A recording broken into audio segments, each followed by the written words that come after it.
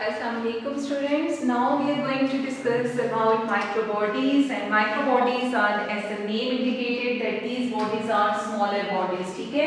So micro means smaller and bodies mean obviously bodies. So these are the smaller bodies. Now why they are called as smaller bodies? Because our cell is also very small in structure and we cannot observe anything lies inside the cell without the aiding of microscope. So how and why do we call them microbodies? Because these peroxisome and glyoxysomes, these two are the microbodies present in our cells, in organisms, and they are named as microbodies because they are approximately 0.5 micrometer or less in diameter. So these are very small and denser, so we call them microbodies. Okay? So we have to discuss which are two microbodies here. First is peroxisome and the other are glyoxysome. But आपको याद होगा कि हमने पढ़ा था lysosomes की formation में कि हमारे पास जो प्रोटीन्स बनते हैं वो RER से बनते हैं. ठीक है? सो RER हमारे पास प्रोटीन्स की फॉर्मेशन करता है. ये प्रोटीन्स जो हैं वो ट्रांसपोर्ट वेसिकल में आ जाते हैं और ये ट्रांसपोर्ट वेसिकल लेके उनको आता है गोल्जी बॉडीज या गोल्जी ऑपरेटस के पास, और गोल्जी बॉडी के अंदर जब उनकी मॉडिफिकेशन एंड पैकेजिंग हो जाती है तो हमारे पास एक वेसिकल बन जाता है जिसको हमने नाम दिया था लाइसोसोम्स का. ठीक है? So same is the formation in case of कह सकते हैं आप पेरोक्सिसोम्स एंड ग्लायोक्सिसोम्स. ठीक है? as the structure of the peroxisome and glyoxysome both are similar to lysosome as they are Golgi vesicles, but आप ये कह सकते हो कि इनके अंदर जो enzymatic system होता है they make them different from each other. as अगर के इसके अंदर वेसिकल के अंदर आपके पास हाइड्रोलाइटिक एंजाइम्स और ऐसे फॉस्फेटेज है तो we will call them lysosomes. If they have oxidase, catalases and urate, then we call them peroxisomes. And if along with these enzymes it has glycolic acid oxidase, then we name them glyoxysomes. ठीक है? So all these vesicles are, all these microbodies are same in structure, but they are different in their chemical composition as they have different enzymatic system. ठीक है? So we can say that these are similar to lysosomes in their structure, but they are very different from lysosomes as their enzymes are different from lysosomes. ठीक है? So peroxisome, the first and very important as well, many times have been asked in board exams. So peroxisomes are small subcellular bodies. Subcellular means कि आपके पास ये cell के organelles नहीं हैं, they are burned off as an organelle. और आप ये कह सकते हो कि ये Golgi vesicles की फॉर्म में इनकी फॉर्मेशन होती है and present in the eukaryotes, and they are present in all types of eukaryotic organism, whether they are plants, whether they are animals, algae, fungi. Every organism, every eukaryotic organisms have peroxisomes, but they are absent in bacteria and cyanobacteria as they are prokaryotes. Okay?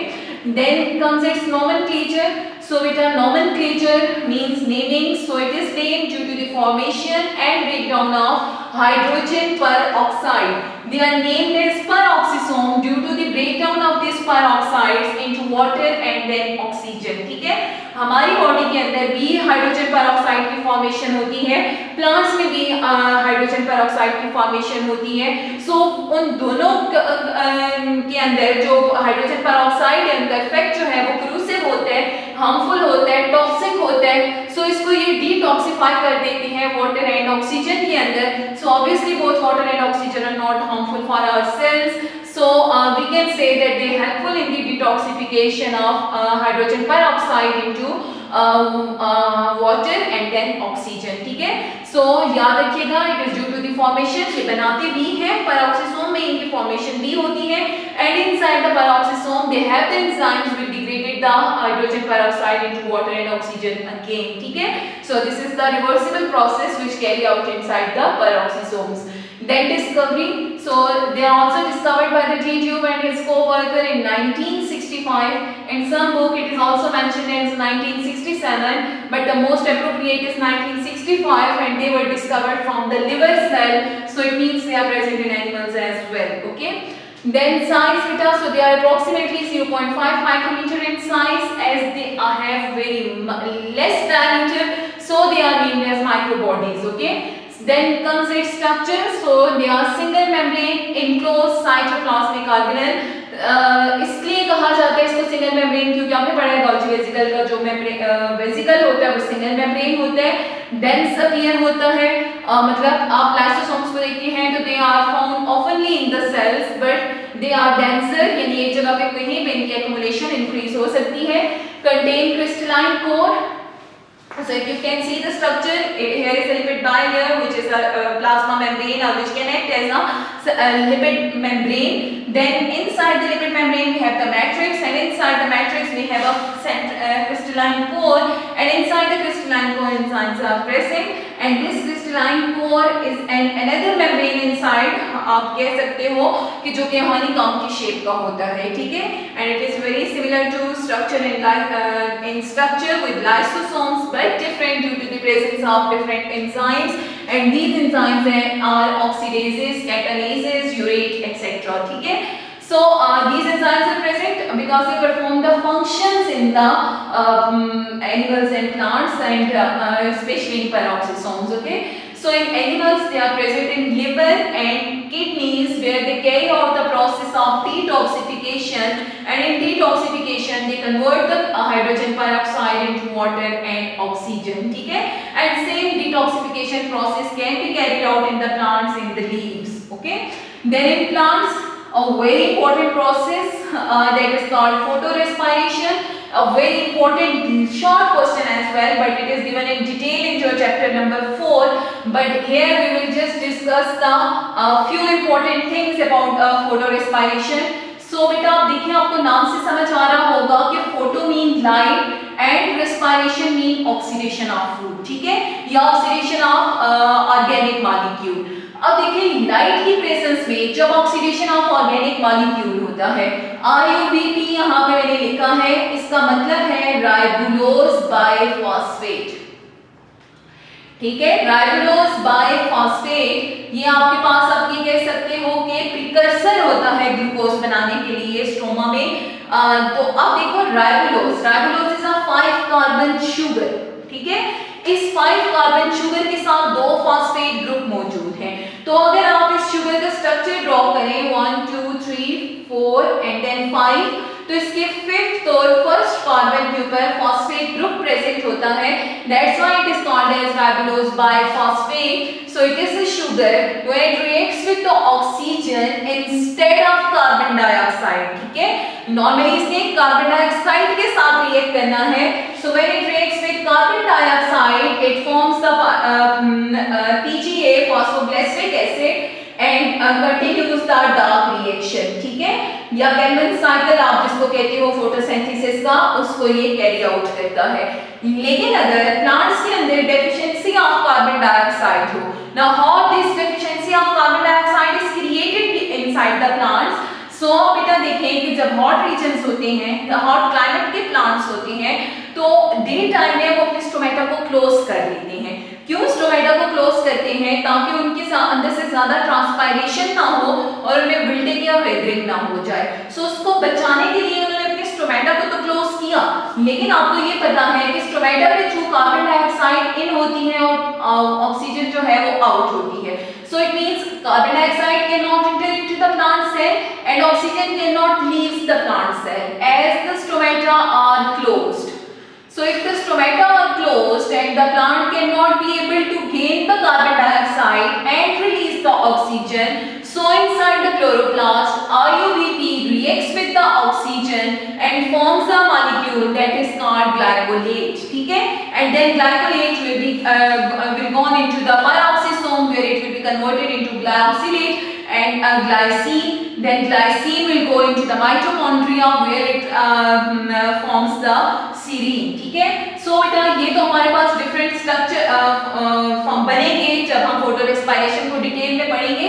अभी सिर्फ आपको उसका ये reaction याद रखना है कि photo respiration ये होती है कि when carbon dioxide is insufficient in the plant, then ribulose biphosphate, a precursor which has to react with the carbon dioxide to form the PGA to carry out the dark reaction. Instead of that, it reacts with oxygen to form the glycolate, and glycolate will goes into the peroxisome where it forms the glycine and glycine will goes into the mitochondria where it forms the serine and amine. But no ATP is produced here.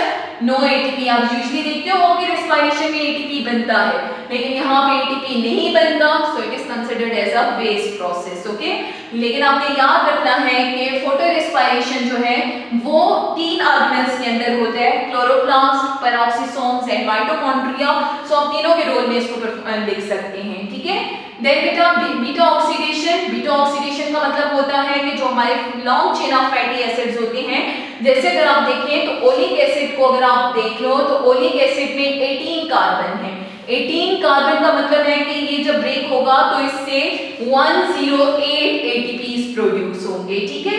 तो ये जो ATP produce होती हैं ये भी आपके 4th chapter में given है. तो वहां पे देखेंगे कि फैटी एसिड की ब्रेकडाउन होती है जब तो उससे एनर्जी प्रोड्यूस होती है, और इसकी जो ऑक्सीडेशन है, जो इसकी ब्रेकडाउन है, उसको बीटा ऑक्सीडेशन कहते हैं. एंड दिस बीटा ऑक्सीडेशन यानी कि long chain of fatty acid की ब्रेकडाउन जो है वो अगेन आपके पास होती है पेरोक्सिसोम्स के अंदर. सो that was about peroxisome. In animals they carry out the process of detoxification. In plants along with detoxification it also carry out the process of photorespiration, and beta oxidation occurs both in plants and animals. Okay. Then we have next subcellular organelle, that is the glyoxysome, and this glyoxysome is named because it contains the glycolic acid oxidase. ठीक है. यानी है तो ये भी peroxisome ही है, peroxisome की जैसा ही स्ट्रक्चर है. So it is named as specialised peroxisome. ठीक. But these are different from peroxisome as the enzymes of the peroxisomes are present here, but along with that it contains another enzyme, set of enzyme, that is called glycolic acid oxidase, and this glycolic acid oxidase is beneficial for glyoxylate cycle, which we are going to discuss. Okay. Then again, so they are present in plants and fungi. याद रखिएगा कि peroxisomes are present in every type of eukaryotic organism, but glyoxysomes are only present in plants and fungi, and they are present for a shorter period. और कब present होते हैं? जब इनको germination की जरूरत होती है. अगेन वेरी इंपॉर्टेंट MCQ कि आपको एक लार्जर प्लांट के अंदर ग्लायोक्सिसोम नहीं मिलेंगे. They are present in a plant like आप कह सकते हो कि जब उसमें सिर्फ सीड को जर्मिनेट करवाना होता है तो उस टाइम पे उनके अंदर प्रेजेंट होते हैं. Then it goes away and their functions are to be carried out by the peroxisomes are the other organelles. ठीक है. देन बेटा स्ट्रक्चर तो सिमिलर है पेरोक्सिसोम की तरह. हाँ, एंजाइम आपने डिफरेंट लिखने हैं इसमें कि it contain the glycolic acid oxidase. So roles involve in the metabolism. Fatty acid को कन्वर्ट करता है सक्सिनेट में. मेटाबॉलिज्म में दोनों प्रोसेस हो सकते हैं, एनाबॉलिज्म भी और कैटाबॉलिज्म भी. ठीक है. और फिर conversion of fatty acid to carbohydrate, a very important role, and this role helps them in germination, helps the plant to carry out their germination. क्योंकि आपको पता है कि सोयाबीन है, मस्टर्ड है, इस तरह के जितने भी सीड्स होते हैं उनमें ऑयल या लिपिड ज्यादा होते हैं. सो उन फैटी एसिड्स को, ऑयल जो होते हैं वो भी फैटी एसिड्स हैं, उन फैटी एसिड्स को, और अनसैचुरेटेड फैटी एसिड्स होते हैं, उनको कन्वर्ट किया जाता है कार्बोहाइड्रेट्स के अंदर by a cycle that is called glyoxylate. ठीक है. अब जैसे मैंने आपसे कहा यहाँ पे भी कि ओलिक एसिड जो है उसमें 18 कार्बन है. तो आप देखो बेटा, जब 18 कार्बन है तो वो ब्रेक होगा एसिटाइल को ए में. एसिटाइल में 2 कार्बन होते हैं. ठीक है. एसीटेट में तो अगर वहां ओलिक एसिड में 18 कार्बन है, यानी एक लिपिड है आपके पास ओलिक एसिड जिसमें 18 कार्बन है, तो इट मींस कि वो 9 एसिटाइल को ए में डिवाइड होगा. ठीक है. और 9 दफा ये साइकिल चलेगा तो आपके पास 9 टाइम्स ग्लूकोज की फॉर्मेशन भी होगी. ठीक. सो अब देखें, एसिटाइल को ए, ये एसिटाइल को ए जब रिएक्ट करता है ऑक्सैलो एसीटेट के साथ तो बेटा ये बनाता है सिट्रेट. ठीक है. सिट्रेट जो है ये 6C मॉलिक्यूल है. 6C क्यों बना? क्योंकि 4C ऑक्सैलो एसीटेट है, 2C आपके पास एक एसिटाइल को ए है. ठीक. ये दो रिएक्ट किए, कंडेंसेशन रिएक्शन होता है, वाटर लॉस और मॉलिक्यूल बन गया citrate, that is 6C. Then citrate is isomerized. Isomerization का मतलब आपको पता होगा कि उसका मतलब होता है कि स्ट्रक्चर डिफरेंट हो जाए, केमिकल फार्मूला वही रहेगा, ठीक है। सो ये भी 6C का मॉलिक्यूल है। नाउ ये 6C मॉलिक्यूल अब क्रेब्स साइकिल से ये डिफरेंट है, अच्छा, जो आप रेस्पिरेशन में पढ़ोगे। यहाँ पे आइसोसिट्रेट जो बना है वो दो ब्रेक डाउन होगी उसकी। किसमें ब्रेक डाउन होगी? एक आपके पास बनेगा ग्लाइऑक्सिलेट जो कि 2C का मॉलिक्यूल है, और एक बनेगा सक्सीनेट जो कि 4C का मॉलिक्यूल है, ठीक है। और ये ब्रेक डाउन जो आइसोसिट्रेट की हो रही है, this is done by an enzyme isocitrate lyase. So lyase will broken down the isocitrate into glyoxylate and then the succinate. So the glyoxylate will again react with the acetyl-CoA at it has 2 carbon. So both of 2 carbon and 2 carbon they react together and form the malate that is 4 carbon structure. ठीक है?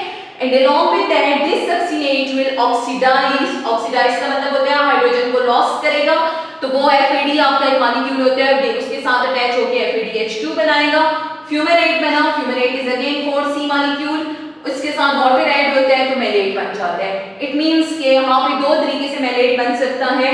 Glyoxylate के साथ एसिटाइल-CoA react करे तो भी maleate बनेगा, और succinate की ऑक्सीडेशन हो के हाइड्रेशन हो तो भी मेलेट बनेगा, ठीक है। देन मेलेट जो है उसकी ऑक्सीडेशन होती है। ऑक्सीडेशन आपने याद रखना है, लॉस ऑफ हाइड्रोजन को कहते हैं यहाँ पे। तो यहाँ पे जो सबस्ट्रेट है जो हाइड्रोजन को गेन करेगा वो NAD है, ये NADH2 बनाएगा, मॉलिक्यूल आपके पास दोबारा ऑक्सैलो एसीटेट आ जाएगा। अब दो मैकेनिज्म हो सकते हैं, या तो ये ऑक्सैलो एसीटेट और एसिटाइल-CoA दोबारा रिएक्ट करें और सिट्रेट बनाएं, और या ये हो कि ऑक्सैलो एसीटेट और जो आपके पास एसिटाइल है ये दोनों रिएक्ट करें और हमारे पास ग्लूकोज बना दें, ठीक है। सो ये जो कन्वर्जन ऑफ फैटी एसिड है टू ग्लूकोज या कार्बोहाइड्रेट, इसको हम बोलेंगे ग्लाइऑक्सिलेट साइकिल, ओके। सो बेटा ग्लाइऑक्सिलेट साइकिल के एंड पे हमारे पास एनर्जी प्रोड्यूस होती है, क्योंकि ग्लूकोज जितनी दफा ब्रेक करेगा उतनी दफा एनर्जी प्रोड्यूस करता है, और एक ग्लूकोज का मॉलिक्यूल 36 ATP एनर्जी मॉलिक्यूल्स को प्रोड्यूस करता है। सो हम ये कह सकते हैं कि हमारे पास ज्यादा अमाउंट में एनर्जी जो है वो प्रोड्यूस होती है प्लांट्स के अंदर, और वो एनर्जी उनको चाहिए होती है उनकी जर्मिनेशन के लिए। जरूरी नहीं है कि आप इसको अपनी बुक में अपने पेपर्स में ड्रॉ करें। हाँ, इट इज गुड कि अगर आपको बनाना आ जाए, और मुश्किल नहीं है, आप प्रैक्टिस करेंगे तो आपको बनाना आएगा। बट अगर कहीं से कोई गलती हो रही है तो प्लीज इसको मत ड्रॉ कीजिएगा, ठीक है। और FAD का मतलब होता है फ्लेविन एडेनिन डाइन्यूक्लियोटाइड, और NAD का मतलब होता है निकोटिनामाइन एडेनिन डाइन्यूक्लियोटाइड। ये दोनों हम सेकंड चैप्टर में पढ़ेंगे, लेकिन यहाँ पे बस सिर्फ इतना बताना था कि किस तरह से आपके पास एसिटाइल-CoA जो है वो बनता है, और वो कैसे जाके ऑक्सैलो एसीटेट के साथ रिएक्ट करके ग्लूकोज की फॉर्मेशन करता है, या conversion of fatty acid to carbohydrate कैसे होती है। सो कैसे होती है? फैटी एसिड ब्रेक होगा एसिटाइल-CoA में, एसिटाइल-CoA जो है वो ऑक्सैलो एसीटेट के साथ रिएक्ट करके या इम्यून रिएक्शन करेगा या इम्यून रिएक्शन करके ग्लूकोज की फॉर्मेशन कर देगा, ठीक है। So that was about the microbodies both peroxisomes and glyoxysomes. अब देखिए दोनों में सिमिलैरिटीज क्या हैं कि पेरोक्सिसोम और ग्लाइऑक्सिसोम दोनों जो है वो सब सेलुलर बॉडीज हैं, दोनों स्ट्रक्चर में लाइसोसोम से डिफरेंट है, दोनों फॉर्म एंजाइम्स की नेचर में लाइसोसोम से डिफरेंट है। एक में आपके पास ऑक्सीडेज कैटालेज है और एक में जो है वो ग्लाइकोलिक एसिड ऑक्सीडेज है। दोनों जो है वो ब्रेकडाउन ऑफ फैटी एसिड्स करते हैं, लेकिन एक याद रखना है आपने, खाली बीटा ऑक्सीडेशन करता है जिसमें breakdown of long chain of fatty acid होती है, और यहाँ पे ग्लाइकोऑक्सिलेट साइकिल होता है जिसमें फैटी एसिड कन्वर्ट होते हैं कार्बोहाइड्रेट्स के अंदर। वो फोटो रेस्पिरेशन करते हैं, ये इन्वॉल्व नहीं है फोटो रेस्पिरेशन में। पेरोक्सिसोम डिटॉक्सिफिकेशन करेगा, ग्लाइऑक्सिसोम्स डिटॉक्सिफिकेशन में इन्वॉल्व नहीं है, ठीक है। So their structure are same but their function is different due to the presence of different enzymes, ठीक है। So that was about peroxisome and glyoxysomes. Both are important as far as their MCQs are concerned and they are important for your board exam as well, okay. Best of luck, have a nice day, अल्लाह हाफिज़।